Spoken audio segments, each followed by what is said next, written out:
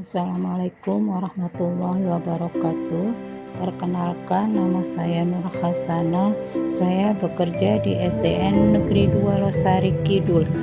Kali ini saya akan membacakan tentang rencana aksi perubahan PPPPK atau P3K.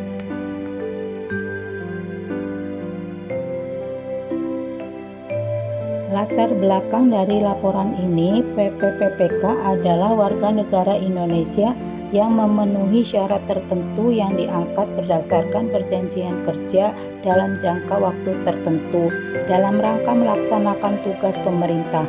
Untuk dapat menjalankan tugas pelayanan publik, tugas pemerintahan, dan tugas pembangunan tertentu, PPPK harus memiliki profesi dan manajemen PPPK yang berdasarkan pada sistem merit atau perbandingan antara kualifikasi, kompetensi, dan kinerja yang dibutuhkan oleh jabatan dengan kualifikasi, kompetensi, dan kinerja yang dimiliki oleh calon dalam rekrutmen pengangkatan dan penempatan sejalan dengan tata cara kelola pemerintahan yang baik.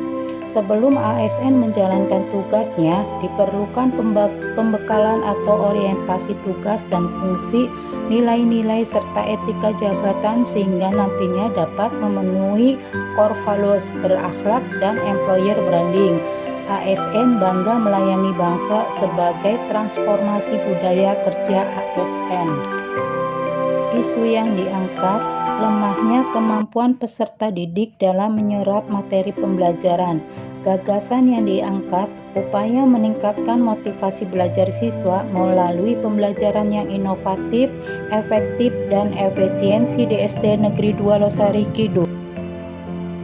Matriks rencana hasil kerja, kegiatan menyusun rencana pembelajaran. Tahap kegiatan, menganalisis capaian pembelajaran untuk menyusun tujuan dan alur pembelajaran. Perencanaan dan pelaksanaan asesmen diagnostik, mengembangkan modul, penyesuaian pembelajaran dengan tahap capaian dan karakteristik peserta didik. Hasil kegiatan memudahkan dalam mengkomunikasikan maksud kegiatan belajar mengajar kepada siswa.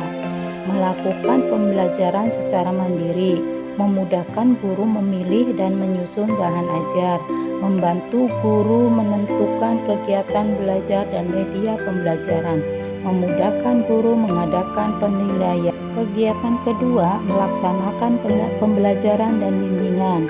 Tahapan kegiatan, mengumpulkan informasi tentang diri peserta didik, pemberian informasi, identifikasi peserta didik yang diduga mengalami kesulitan dalam belajar, memperkirakan faktor penyebab kesulitan, memperkirakan cara pemecahan, melakukan remedial atau bantuan. Hasil kegiatan, tersedianya kondisi belajar yang nyaman dan kondusif, terperhatikannya karakteristik pribadi peserta didik secara utuh, dapat mengatasi kemungkinan terjadinya kesulitan belajar siswa. Kegiatan ketiga, inovasi pembelajaran. Tahapan kegiatan, pelaksanaan program pembelajaran, monitoring dan evaluasi proses pembelajaran, analisis hasil monitoring dan evaluasi untuk digunakan sebagai revisi program pembelajaran. Hasil kegiatan, menyusun layout, menulis soal, menata soal, menetapkan skor, reproduksi tes, analisis empiris terhadap suatu tes hasil belajar. Kegiatan keempat, evaluasi proses dan hasil belajar. Tahapan kegiatan, penentuan fokus, penyusunan desain evaluasi, pengumpulan informasi, analisis dan interpretasi, pembuatan laporan, pengelolaan evaluasi. Hasil kegiatan, skor merupakan hasil kegiatan pengukuran. Berkembangnya kognitif siswa merupakan hasil kegiatan penilaian. Hasil kegiatan evaluasi. Manfaat orientasi bagi penulis adalah 1. Dapat mengenal dan memahami tugas dan fungsi ASN. 2. Dapat mengenal dan memahami nilai dan etika pada instansi pemerintah.